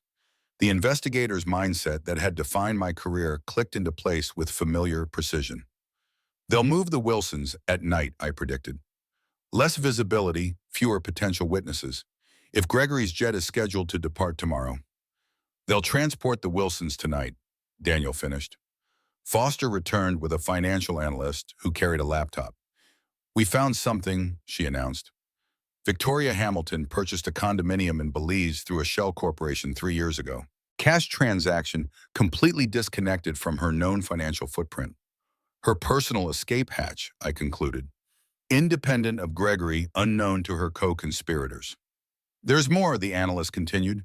Small wire transfers to an account in Belize every month for the past year. Building a nest egg separate from the embezzled funds we've been tracking. Foster nodded decisively. We'll coordinate with Belizean authorities to monitor that property, but our immediate priority is intercepting the Wilsons before their move to Grand Cayman. I'm going to Mexico, I stated simply. Daniel and Foster exchanged glances. Bob, Daniel began, this is now a federal investigation. We have protocols, jurisdictional considerations. I understand the protocols. I enforced them for 32 years, but Walter and Margaret Wilson don't have time for diplomatic channels and jurisdictional disputes. What exactly are you proposing? Foster asked, her tone measured. I have contacts in Mexican law enforcement from joint operations during my service. Unofficial channels, people who can move without bureaucratic delays. Let me reach out to them. Foster considered this. You're a civilian now, Mr. Marshal. Any unofficial action could compromise our official investigation. I'm not suggesting anything illegal, I clarified. Just parallel efforts. Information sharing. If my contacts spot the Wilsons or Victoria, they alert your official channels immediately. After a moment of consideration, Foster nodded reluctantly. Keep me informed of every contact, every lead. Nothing goes unreported. And under no circumstances do you engage directly. Understood. As the meeting concluded, I stepped outside to make calls to former colleagues now working with Mexican federal police. Years of cross-border operations had built relationships that transcended bureaucracy. By noon, several trusted contacts were quietly monitoring transportation routes between Cancun and the private airstrip. Daniel joined me in the parking lot. "You're not just going to make phone calls, are you?" he asked, knowing the answer. "Walter and Margaret welcomed me to Oakfield Estates when no one else did," I replied. "They stood against Victoria when others were afraid. I won't abandon them to diplomatic timelines." Daniel sighed, then handed me a folded piece of paper. "My contact in Cancun, former DEA, now private security. If anyone can help you navigate locally, it's him." "Thank you." "Bob," Daniel added as I turned to leave. "Victoria Hamilton has nothing left to lose. Remember that." "I haven't forgotten."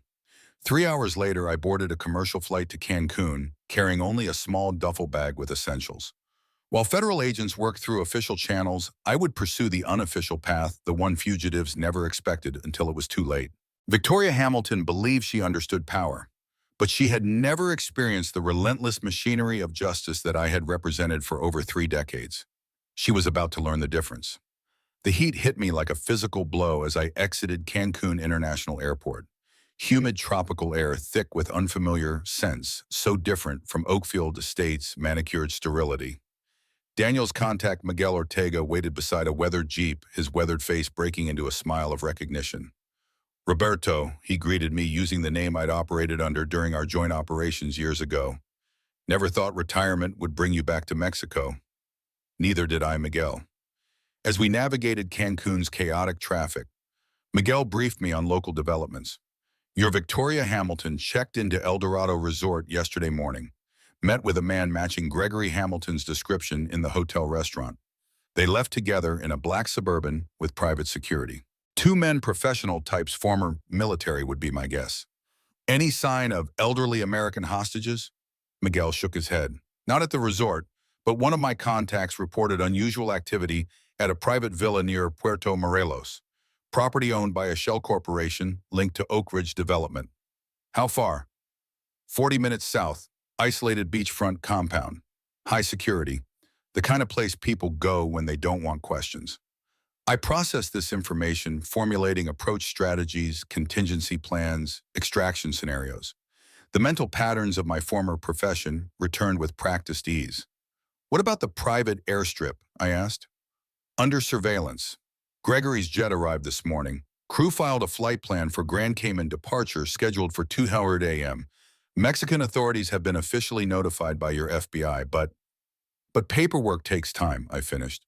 "Exactly. Local officials won't move without proper authorization. By the time that arrives, the Wilsons will be gone." Miguel parked at a small cafe overlooking the Caribbean. The postcard beauty of turquoise waters contrasted starkly with our grim conversation. "What's your plan, Roberto?"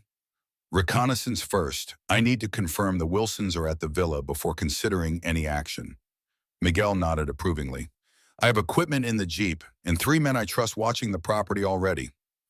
As afternoon faded into evening, we established surveillance positions around the Puerto Morelos villa. The compound sat behind high walls on a private stretch of beach, accessible only by a single gated road. Security cameras mounted at regular intervals, armed guards patrolling the perimeter. Expensive security, the kind only serious money could buy. Through high-powered binoculars, I observed the main house. Lights illuminated first-floor windows, silhouettes moving occasionally behind curtains. A black Suburban identical to the one Miguel had described was parked in the circular driveway. Movement at the rear entrance. Miguel's voice crackled through our communication devices. I adjusted position, focusing on the back of the property where a smaller building stood separated from the main house. What I saw confirmed our suspicions. 2 guards escorted an elderly woman from the building to the main house. Even at this distance, Margaret Wilson's silver hair and distinctive gait were unmistakable. "Target confirmed?" I reported, relief washing through me. At least Margaret was alive. No sign of the male hostage, Miguel observed. He's likely inside the secondary structure. Keeping them separated is standard procedure for controlling multiple hostages. As darkness fell, activity at the compound increased. More security personnel arrived. A second vehicle, a silver Mercedes, pulled into the driveway. Victoria Hamilton emerged immediately recognizable, even in casual resort wear, that contrasted with her usual formal attire. Primary target on site, I informed Miguel. Through the binoculars, I studied Victoria's body language as she entered the main house. Tense shoulders, rapid pace, sharp gestures to the security personnel, not the confident, controlled woman who had terrorized Oakfield Estates. This Victoria Hamilton was anxious, possibly frightened. Good. Fear led to mistakes. My satellite phone vibrated. Agent Foster. Marshal, I answered quietly. We've received confirmation from Mexican authorities, Foster reported. Warrant approved for Victoria and Gregory Hamilton on kidnapping charges. Local police will move on the airstrip at midnight. The Wilsons are being held at a villa in Puerto Morelos, I informed her. Female hostage confirmed alive. Male hostage presumed on premises. Victoria Hamilton is currently on site. A pause. How did you obtain this information? Local contacts, visual confirmation. Another longer pause. Where exactly are you, Marshal? Gathering intelligence to share with official channels as discussed. Foster's sigh was audible. The villa is outside our approved operation zone. Mexican authorities are focused on the airstrip. By the time we redirect resources, the Wilsons might be moved or worse, I finished. I understand. Marshal, do not engage. Observe only. Report any movements immediately. Of course, Oikio. After ending the call, I turned to Miguel. Official resources are concentrated at the airstrip. They won't reach this location in time. Miguel nodded grimly. What's your assessment? I studied the compound layout one final time. They'll move the hostages to the airstrip around midnight. Minimizes public exposure, maximizes darkness for the flight. We have approximately 3 hours. My men can create a distraction at the main gate, Miguel offered. Draw security away from the rear of the property. No engagement, I emphasized. This isn't a military operation. Our goal is hostage safety and proper legal procedures. And if proper procedures mean the hostages disappear forever, the question hung between us, weighted with decades of shared experience in the gray areas of justice. Let me make one more call, I decided. Daniel answered immediately. Where are you, HYN? I explained the situation, the ticking clock, the divided official resources. Foster will have my badge if I authorize any intervention, he replied after a long pause. I'm not asking for authorization, I clarified. Just information. If hostages were being moved tonight, what resources could reach this location in time? Daniel's sigh carried the weight of 20 years in law enforcement. Local police in Puerto Morelos could respond to a reported disturbance. Response time approximately 15 minutes. But without the federal warrant specifically listing that location, they could still investigate a disturbance, I noted. Potential domestic violence gunshots reported by concerned citizens. Hypothetically, Daniel agreed carefully, but any evidence obtained might face admissibility challenges without proper warrants, unless exigent circumstances applied. Visible endangerment of elderly hostages, for instance. Another heavy pause. That would be a matter for responding officers to assess on scene. I couldn't possibly predict how such a scenario might unfold. Of course not. Bob, Daniel added before disconnecting. Whatever happens, remember the priority is the Wilson's safety. Nothing else matters. As darkness deepened, activity at the Villa Palo intensified. Guards changed positions, communications equipment was checked, vehicles repositioned. They were preparing to move. At precisely 11:15 p.m., the villa's floodlights suddenly extinguished, plunging the compound into darkness, broken only by security lights along the perimeter wall. They're moving early, Miguel observed, night vision equipment trained on the main entrance. Victoria emerged from the house first, followed by a tall man in expensive casual wear, Gregory Hamilton, based on photographs I'd studied. Behind them, 2 guards escorted Margaret Wilson, who appeared to be walking under her own power, but with difficulty. Where's Walter? I murmured, scanning for the second hostage. The answer came moments later as the door to the secondary building opened. Two more guards half-carried, half-dragged Walter Wilson toward the waiting Suburban. Even through night vision, his condition appeared poor, head-lolling, feet barely supporting his weight. He needs medical attention. I noted a cold certainty settling in my chest. This was no longer just about stopping an escape. Walter Wilson might not survive the journey to the airstrip, let alone a flight to Grand Cayman. Miguel read my expression. What's the call, Roberto? The Marshal in me, the man who had spent a career upholding proper procedure, warred briefly with the neighbor who had shared scotch with Walter Whitten on that first night in Oakfield Estates. Contact Puerto Morelos police, I decided. Report domestic disturbance, possible gunshots. Then your men create a distraction at the main gate. Non-violent, nothing illegal, just enough to draw attention and slow the departure. And you, I'll ensure the local police find clear evidence of kidnapping when they arrive. Miguel nodded once, understanding the unspoken plan, then moved to coordinate with his team. I circled to the eastern perimeter where security coverage was thinnest, evaluating the 8-foot wall topped with security sensors. In my prime as a marshal, scaling such an obstacle would have been routine. At 58, with a recently healed knee injury, it presented more of a challenge. But Walter and Margaret Wilson had no other advocates close enough to help. I waited until Miguel's distraction began a minor traffic accident near the main gate, two vehicles colliding with much honking and shouting. As predicted, security personnel converged on the commotion, their attention drawn outward rather than inward. The wall took more effort than I cared to admit, sensors carefully bypassed using techniques learned tracking fugitives through secured compounds across South America. Once inside the perimeter, I moved efficiently through landscape gardens, staying within shadow pools, avoiding motion sensors through pathways memorized during hours of observation. The secondary building where Walter had been held offered the clearest opportunity. Minimal security now that the hostages were being moved, but likely to contain evidence of their captivity. Its door yielded to lock-picking skills I'd maintained out of habit through retirement. Inside, the scene told the story clearly. Restraints still attached to a chair, blood droplets on the floor, water bottles and food wrappers indicating extended captivity. I photographed everything methodically with my phone, ensuring the evidence would be admissible, regardless of how it was discovered.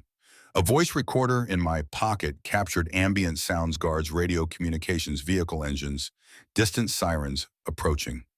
The exigent circumstances Daniel had referenced were being thoroughly documented. From the secondary building's window, he observed the Suburban now fully loaded with both Hamiltons and the Wilson hostages. Gregory appeared to be arguing with Victoria, gesturing angrily toward the main gate where the distraction continued. The approaching sirens grew louder. Puerto Morelos police responding to the reported disturbance. But the Suburban's engine had started beginning to move toward a secondary exit at the compound's rear, an escape route they'd planned for such contingencies. If they reached that exit before police arrived, the Wilsons would disappear into the night. The decision formed with clarity, born of decades making split-second judgments. I moved quickly through the gardens toward the secondary exit, positioning myself where I could intercept the vehicle. Not to engage directly, that would violate every protocol, but to ensure the escaping kidnappers encountered the arriving authorities. The Suburban accelerated along the compound's rear access road, headlights illuminating the path ahead. From my position, I could see Gregory driving Victoria in the passenger seat, the Wilsons presumably in the back with guards. Puerto Morelos police vehicles now visible in the distance, lights flashing but approaching from the wrong direction, the main entrance. They would miss the escaping vehicle entirely, unless something directed their attention to the secondary exit. I reached into my pocket, retrieving the signal flare Miguel had provided just in case. One shot into the night sky would draw all attention to this location. As the Suburban approached my position, I struck the flare. Blinding red light erupted, illuminating the scene with harsh crimson brilliance. The Suburban's brakes squealed as Gregory reacted to the sudden light, the vehicle skidding slightly on the gravel road. Through the windshield, I saw Victoria's face transform with recognition and rage as she spotted me standing directly in their escape path, flare held high. For one suspended moment, our eyes locked across the distance. Victoria Hamilton, who had terrorized an entire community with bureaucratic weapons, now facing the physical manifestation of the justice she'd always believed she could evade. The Suburban lurched forward again, Gregory apparently intent on running me down rather than surrendering. I held my ground until the last possible moment, then stepped aside, hurling the flare directly onto the vehicle's hood. The flare's magnesium brilliance reflected off the windshield, temporarily blinding the driver. The Suburban swerved sharply, crashing into the perimeter wall with enough force to deploy airbags. Police sirens converged on our location, drawn by the flare and crash. Within moments, Puerto Morelos officers surrounded the disabled vehicle, weapons drawn, shouting commands in Spanish. I approached slowly, hands visible, federal marshal credentials displayed. "American hostages," I called to the officers in Spanish. "Elderly couple kidnapped from United States.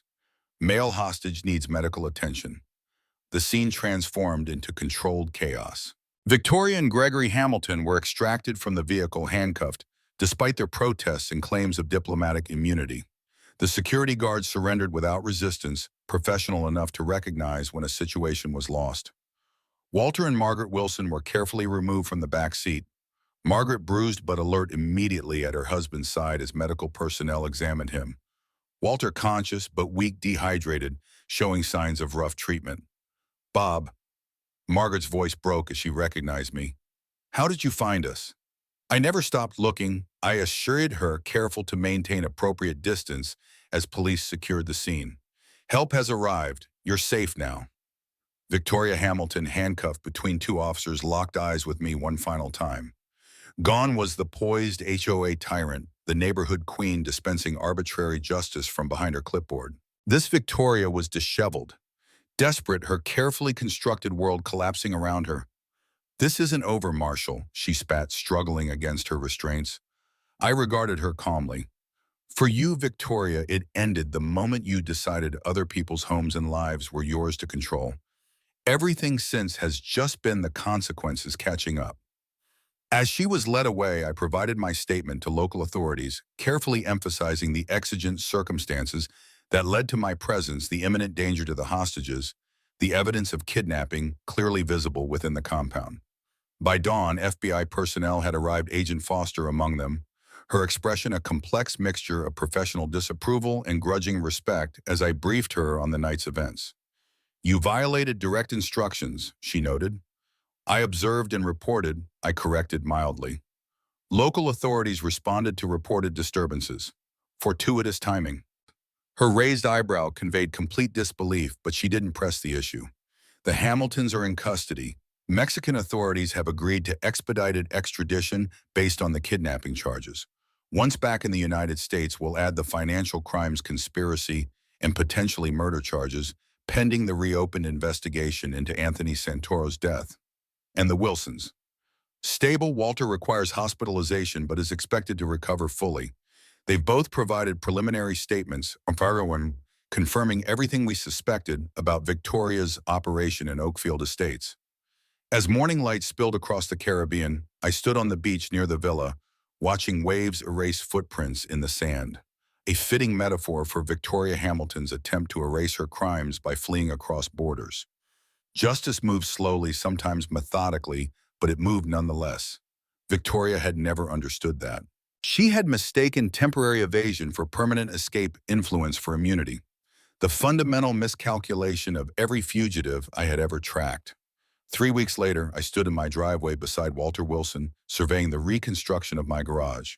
The charred ruins had been cleared away, new framing erected, fresh concrete poured. Like Oakfield Estates itself, my property was being rebuilt on stronger foundations. Walter had been released from the hospital 5 days earlier, still moving gingerly but improving daily. The dark circles beneath his eyes had faded, replaced by the quiet determination that had first impressed me upon moving to the neighborhood. Insurance company approved the claim immediately. I explained as we watched the construction crew work. Apparently, garage burned by vindictive HOA president during kidnapping scheme falls outside normal claim disputes. Walter chuckled, the sound slightly wheezy but genuine. "Going to replace the Porsche. Eventually, though I'm considering something less flashy, maybe a sensible sedan." "Nonsense," Walter admonished. "Buy another Porsche, park it right in the driveway where everyone can see it. Best response to everything that happened."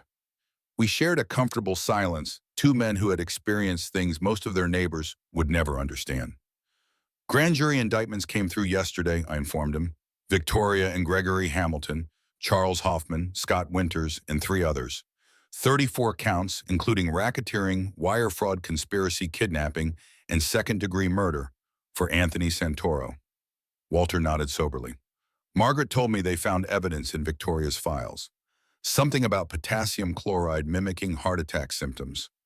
Poor Anthony, all because he discovered what they were doing with the property acquisitions. Justice delayed, I observed, but not ultimately denied. Down the street, a moving van pulled up to the former Hamilton residence. New owners, already the property having been seized and sold as part of asset forfeiture proceedings. Young family with children, Walter commented. Elementary school age. Neighborhood could use more children. Oakfield Estates was transforming daily. With Victoria's reign of terror ended, residents emerged from their homes more frequently, interacted more openly. Gardens flourished with previously unauthorized flowers.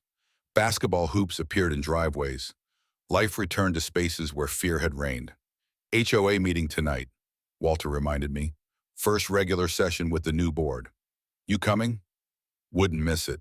The newly elected Oakfield Estates Home Owners Association board bore little resemblance to its predecessor. Diane Black remained as treasurer, now fully recovered from her ordeal.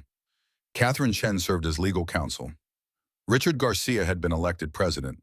The remaining positions filled by residents who had previously avoided HOA politics entirely.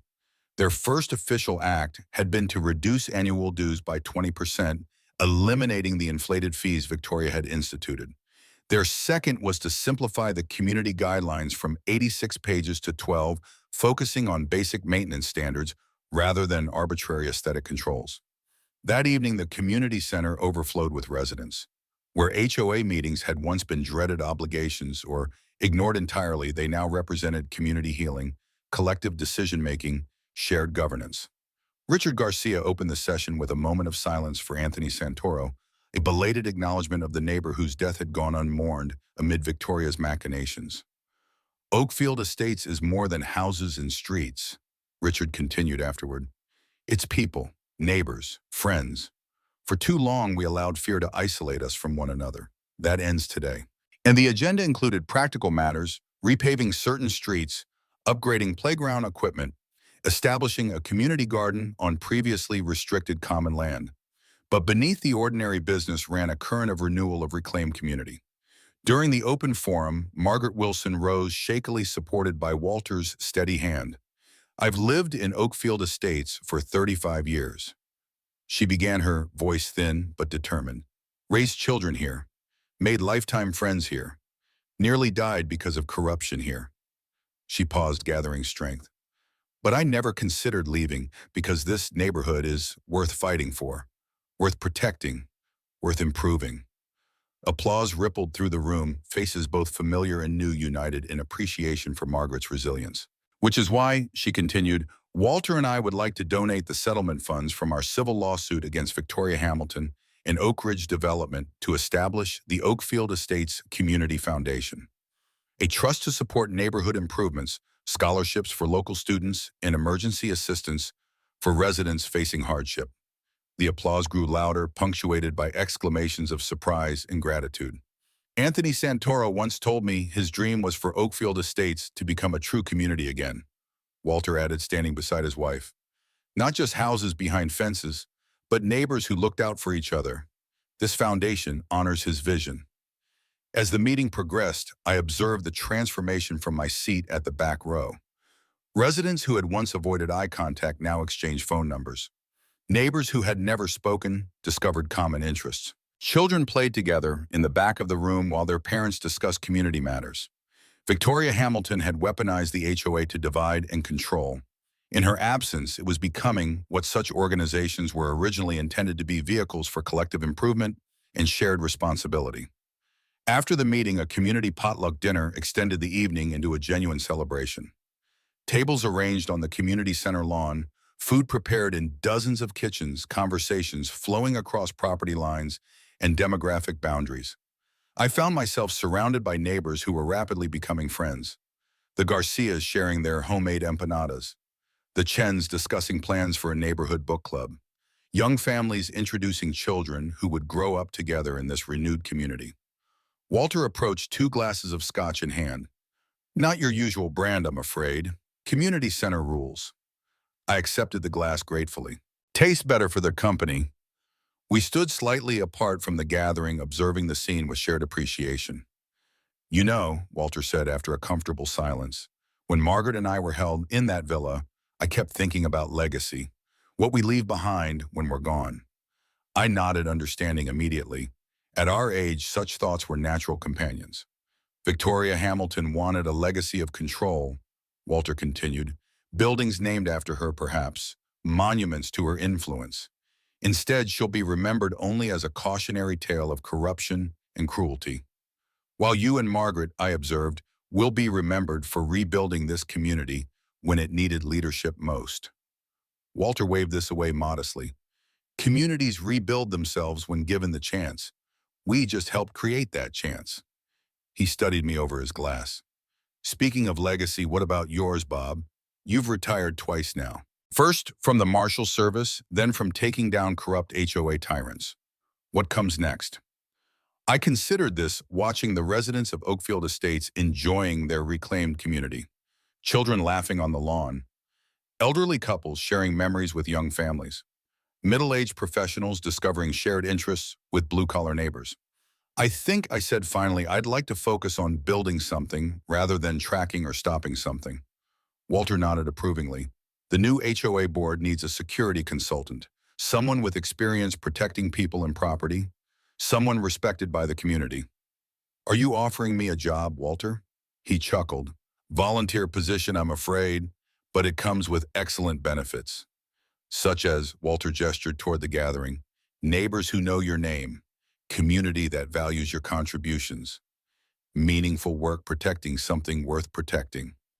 I considered the offer, weighing it against other retirement options. Travel had its appeal. So did the quiet solitude I'd originally sought in moving to Oakfield Estates.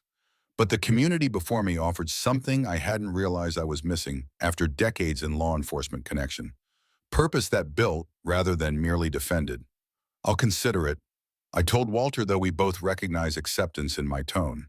As the evening progressed, I found myself engaged in conversations with neighbors about security improvements, community watch programs, emergency preparedness. Not from fear, but from shared commitment to protecting what they valued. When I finally walked home under star-filled skies, the empty space where my garage was being rebuilt no longer represented Victoria's vindictive destruction. Instead, it symbolized transformation, the opportunity to build something new, something better. My Porsche was gone, but unlike Victoria Hamilton, I had never defined myself by possessions. The car had represented achievement, certainly, but the true rewards of my life existed in service and justice delivered in communities protected. 3 months later, a new Porsche 911 Carrera Midnight Blue, rather than black, gleamed in my newly constructed garage. I drove it only occasionally, preferring most days to walk through Oakfield Estates, greeting neighbors by name, noting improvements to homes once constrained by arbitrary rules. The basketball hoops remained in driveways. Gardens flourished with previously forbidden flowers. Residents gathered on front porches rather than hiding behind closed doors. Children played freely on lawns without parents fearing violation notices. Victoria Hamilton and her co-conspirators awaited trial from separate detention facilities, their attempts to shift blame onto each other, creating an ever-stronger prosecution case. The federal indictments had expanded to include additional charges as more evidence emerged from financial investigations. Oak Ridge Development had abandoned their planned shopping complex after regulatory scrutiny revealed numerous permit violations and environmental concerns. The land was now under consideration for a county park and nature preserve. On a perfect autumn afternoon, much like the day I had first arrived in Oakfield Estates, the community gathered for the dedication of Wilson Park, a previously unused common area, transformed into gardens, walking paths, and recreational spaces. Walter and Margaret Wilson, fully recovered and more engaged in community life than ever, protested the naming, but were overruled by unanimous vote from residents grateful for their courage. As I watched the elderly couple cut the ceremonial ribbon, surrounded by neighbors whose lives they had helped reclaim, I reflected on the strange journey that had brought us all to this moment. I had moved to Oakfield Estates seeking peace and quiet in retirement. Instead, I had found purpose, community, and a different kind of fulfillment than I had ever experienced during my career. Victoria Hamilton had believed herself the most powerful person in Oakfield Estates, ruling through fear and manipulation. In the end, her power had proven hollow, her control illusory. The true strength of any community lies not in those who seek to dominate it, but in those who serve it, protect it, nurture its growth. As the celebration continued around me, I silently acknowledged the irony. Victoria's attempt to drive me away through harassment, vandalism, and ultimately violence had instead anchored me firmly within the community she had once controlled. My Porsche, once the target of her first attacks, now symbolized something entirely different. Not just personal achievement, but the triumph of justice, the resilience of community, and the enduring power of neighbors who stand together against tyranny. Victoria Hamilton had sent fake cops to steal my Porsche, never realizing that in doing so, she had set in motion the very forces that would reclaim Oakfield Estates and transform it into the community it was always meant to be. Sometimes justice arrives in unexpected forms. Sometimes home is found where you least expect it. And sometimes the most powerful weapon against those who would control others through fear is simply the courage to stand together and say enough. For the residents of Oakfield Estates, that simple courage had made all the difference. And for a retired federal marshal who had once sought only quiet solitude, it had provided the most meaningful chapter yet in a lifetime of service. I closed my eyes, briefly savoring the moment. Around me, children laughed, neighbors conversed, community flourished. This, I realized, was what retirement should be: not withdrawal from purpose, but discovery of new purpose. Not isolation from community, but deeper integration within it. Victoria Hamilton was gone, her power broken, her schemes exposed. But Oakfield Estates remained, stronger, unified, renewed, home.